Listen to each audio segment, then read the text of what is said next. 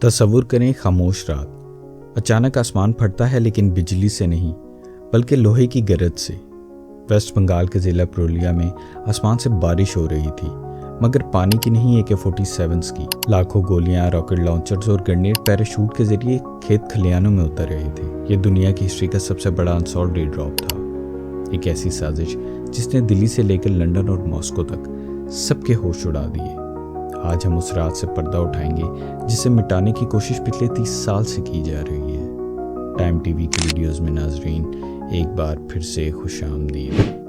ناظرین، 18 دسمبر کی صبح جب سورج نکلا تو پورے گاؤں کے کسان حیران تھے۔ ان کے دھان کے کھیتوں میں ووڈن کریٹس بکھرے پڑے تھے۔ جب پولیس نے ان کریٹس کو کھولا تو انہیں لگا کہ شاید کوئی تیسری دنیا کی جنگ شروع ہونے والی ہے۔ 300 سے زیادہ AK-47، 25,000 rounds ammunition, anti tank grenades, یہ اتنا اسلحہ تھا کہ ایک چھوٹی سی ریاست کا تختہ پلٹا جا سکے۔ انٹیلیجنس بیورو IB کے ہوش اڑ گئے۔ سوال یہ تھا، یہ جہاز آیا کہاں سے اور یہ گیا کہاں؟ جہاز کا نام تھا انٹونوو AN-26۔ اس کی جرنی کسی تھرلر مووی سے کم نہیں تھی۔ اس نے بلگیریا سے اسلحہ اٹھایا، کراچی پاکستان میں سٹے کیا اور پھر وارانسی کے راستے انڈیا میں گھسا۔ سب سے بڑی حیرت کی بات، اس جہاز نے وارانسی میں ریفیولنگ کی، وہاں کے آفیسر سے بات کی اور پھر بھی کسی کو شک نہیں ہوا۔ یہ جہاز ریڈار کی نظروں سے بچ کر پورولیا کے اوپر ٹارگٹ زون میں پہنچا اور پرفیکٹ ٹائمنگ کے ساتھ کار کو ڈراپ کر دیا۔ یہ کوئی عام سمگلر کا کام نہیں تھا، یہ ایک ملٹری پریسیشن والا آپریشن تھا۔ اس پورے کھیل کا چہرہ تھا کیم ڈیوی۔ یہ ڈینش سٹیزن خود کو ایک سوشل ورکر کہتا تھا، لیکن اس کا اثر و رسوخ دنیا بھر کے سیکرٹ سروسز میں تھا۔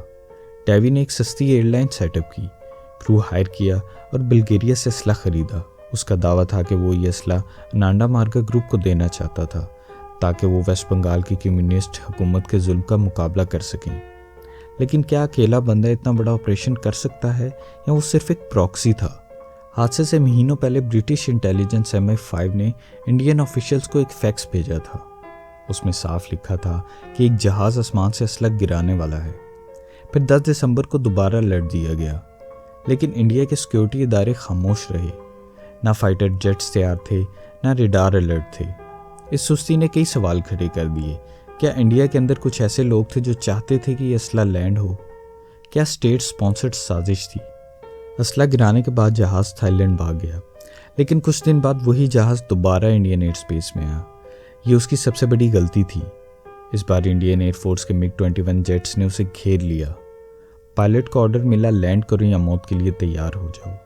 جہاز کو ممبئی ایئرپورٹ پر اتارا گیا۔ پوری دنیا کی نظریں ممبئی پر تھیں۔ پولیس نے جہاز کو چاروں طرف سے گھیر لیا۔ سب کو لگا کہ اب یہ راز کھل جائے گا۔ اب جو ہوا دنیا کی سیکیورٹی ہسٹری کا سب سے عجیب واقعہ ہے۔ ممبئی ایئرپورٹ ہائی الرٹ پر تھا، چاروں طرف گارڈز تھے، لیکن اس سخت پہرے کے باوجود کیم ڈیوی غائب ہو گیا۔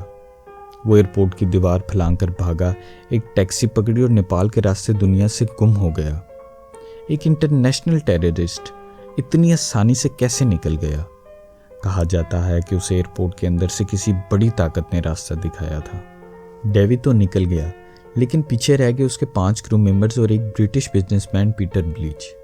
پیٹر کا دعویٰ تھا کہ وہ برٹش انٹیلیجنس کے لیے کام کر رہا تھا اور وہ انڈیا کو انفارم کر چکا تھا۔ ان سب کو عمر قید کی سزا ہوئی، لیکن پھر دنیا نے ایک عجیب تماشا دیکھا۔ رشیا اور UK کا پریشر اتنا بڑا کہ انڈیا نے ان سب کو رہا کر دیا۔ سب سے بڑا سوال، اگر یہ گناہ گار تھے تو انہیں چھوڑا کیوں؟ اور اگر یہ بے گناہ تھے تو انہیں پکڑا ہی کیوں گیا؟ 2011 میں ڈنمارک میں بیٹھے کیم ڈیوی نے ایک دھماکہ خیز انٹرویو دیا۔ اس نے کہا، مجھے انڈیا کی سینٹرل گورنمنٹ اور راہ نے خود راستہ دیا تھا۔ وہ چاہتے تھے کہ یہ اسلحہ ویسٹ بنگال کی گورنمنٹ گرانے کے لیے یوز ہو۔ اس نے یہ بھی دعویٰ کیا کہ اسے ممبئی ایئرپورٹ سے بھگانے میں ایک بڑے انڈین پولیٹیشین کا ہاتھ تھا۔ اس الزام نے انڈیا کی سیاست میں آگ لگا دی، لیکن سچائی آج بھی فائلز میں دبی ہوئی ہے۔ یہ ایئر ڈراپ آج بھی ایک زخم ہے۔ کیم ڈیوی ڈنمارک میں آزاد گھوم رہا ہے۔ انڈیا نے اسے لانے کی کوشش کی مگر ناکام رہا۔ وہ اسلحہ کہاں گیا، کس لیے تھا، اور وہ کون سا ماسٹر مائنڈ تھا جس نے دنیا کی ایجنسیز کو اپنی انگلیوں پر نچایا؟ شاید ہم کبھی نہ جان پائیں۔ پورولیا کا راز آسمان سے گرا تھا اور شاید آسمان کی طرح ہی لامحدود ہے۔